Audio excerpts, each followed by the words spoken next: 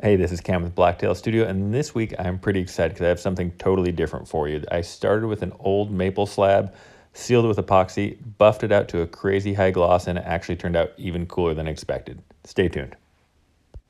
Quick thanks to the Great Courses Plus for sponsoring this week's video, since it is something a little bit different, something a client didn't exactly ask me for, because started with this old $20 maple slab I've had sitting around for probably 5 years and wasn't really going to do anything with, and just decided to burn it. And I got this weed burner from Home Depot. It actually works really, really well. It was about, I don't know, 40, 50 bucks.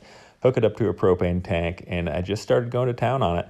And this isn't going to be an exact recipe or an exact science because this is my first time. This is figuring it out. I did it on some coasters just as kind of a proof of concept a few weeks ago, and those looked really cool, so I wanted to see if I could do it on an entire table. So I like the really deep, they call it kind of a gator skin char, so that's what I was going for, was just really burning the heck out of this table. And I will say that the wood tends to warp a little bit as you burn it, so try to burn it an even amount on each side. So even setting up a timer would probably be helpful if I was going to do this again, to make sure that I kind of even out the burning from the front to the back. Believe it or not, the slab actually didn't really want to catch on fire, which is a good thing. We just wanted to char it. We didn't want to completely set it on fire, but I was still extra careful, hit it with the hose to cool it off after I was done charring it, just so it didn't keep smoldering through the night. And like I said, it did tend to warp a little bit, and there you can see that's pretty aggressive. But the cool thing is that you can actually bend it back. So the side that was bent down is on the bottom right now, and this is going to help bend it back by burning that pretty aggressively on the other side. And you'll see here in a second that as I continued to burn it, I put my level down, checked it, wasn't quite far enough, and so I just kept burning that top side, which was going to bend that bottom side back.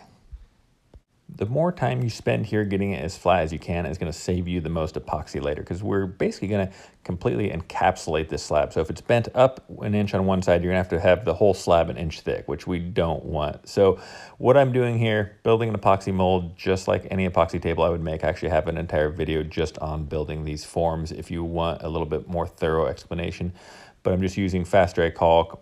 This was a chill epoxy if you're curious, and it's not my favorite epoxy, but I've used it on some projects in the past. But you can see here, there was just all this debris floating in it, and I'd never seen it, didn't know what to do with it, but I did know in the past, heat fixes a lot of problems with epoxy. So warmed up a bath, got it really hot to see if it would actually kind of melt, because I've seen crystallization, kind of these sugary deposits in epoxy.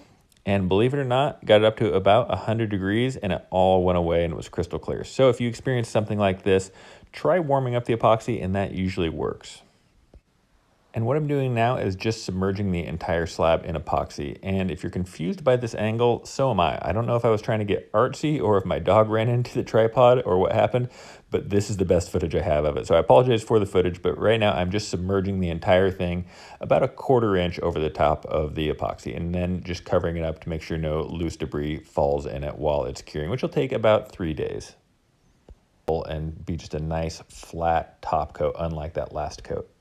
And you can see this time I'm using an epoxy spreader, which is actually just a notched trowel like they used for applying mastic to the back of tiles. And you'll see here a much, much better top coat. Super flat, super clear. Really, really happy with how this turned out here. Even if you did your pour in a completely clean room, you're still gonna get tiny little dust nibs, little tiny hairs that land on this while it's curing over about that 12 hours. So I'm doing the old automotive thing and just wet sanding it. And I'm starting with 800 grit, sanding out any of those little dust nibs, trying to get it pretty flat, and didn't take a ton of time here, probably an hour total sanding from 800 up to 1200 grit. And that's gonna give me a good enough sanding pattern to move on to my polishing compound. I should mention, I am not an automotive guy. I'm not a professional at cutting and buffing like this. So don't take this part of the video as an absolute end-all tutorial on how to buff up to a high gloss. Worked out pretty well for me. Overall, I was pretty happy with my effort, but again, it probably wouldn't fly if you're buffing out a Lamborghini or something. The grits I used was 800, then 1,000, and then ended with 1,200, and that gives me the finish you see here, just a kind of a smooth, frosted, foggy look. And this is going to enable us to use our 3M Perfect It compounds, and I'm using It's got 3 different compounds, plus I'm using a 4th one, which is that heavy cut one there, and got a wool pad, and I'm just kind of going to town buffing it. And again, not a pro, but I can make things look pretty shiny. And this was after the heavy cut. So start to bring some gloss in there, not great yet, but we will get it a little bit shinier. And this is the stage 1, which is the one I probably spend the most time with, the step 1 of the 3M Perfect It. After step 1, you get to really see the shine here.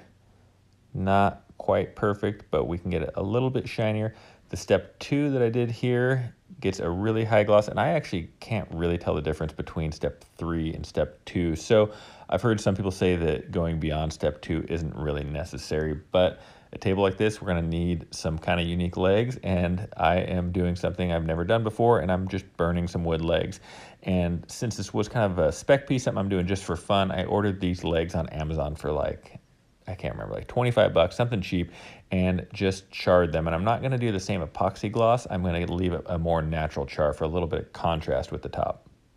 If you decide to do something similar to this, remember that the legs can bow just like the top does, so try to burn an even amount on all sides, or you can actually warp those legs. And to finish them, I'm just using the Osmo 3043 and brushing it in, then I'm gonna kind of wipe off any excess. And this is just gonna stabilize that char, so if you grab it, it doesn't get your hands charcoaly, but still gives you that cool wood charred texture.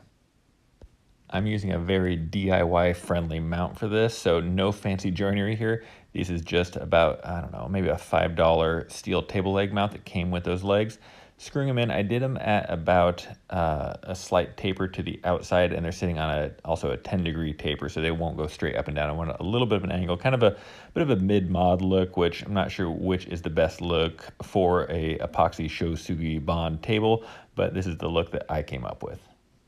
I will probably actually use this piece to hang on a wall instead of actually using it as a coffee table, but I wanted to kind of give you guys some inspiration of what you could do if you want to make a similar table. And I haven't addressed that burnt spot in the front right corner, which was actually a mistake. That wood was kind of warped and twisted up, and so when I planed it down, it exposed some wood, and I actually ended up loving it. It was one of my favorite parts of the table. So if I did another one of these tables, I might try to induce more of that warping, more natural wood, so you could see it float into the char. But I'd like to know what you guys think. If you think that looks awful, my wife actually hates that spot, but I think it's pretty cool. So let me know if you like the contrast, or if I should have done it more consistent and all char all the way across.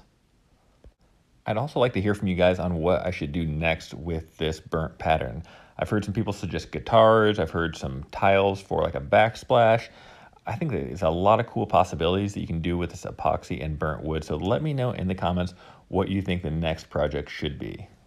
And if you're a regular to my videos, you know that every week I like to give a little bit of credit to the people that actually watch the entire video. So this week, start your question or comment with your favorite tool or your favorite tool brand, and I will know you watched the entire video, and I promise I will get to all of your questions or comments first. And thanks again so much for watching. If you liked this video, please subscribe for more just like it. Have a great week.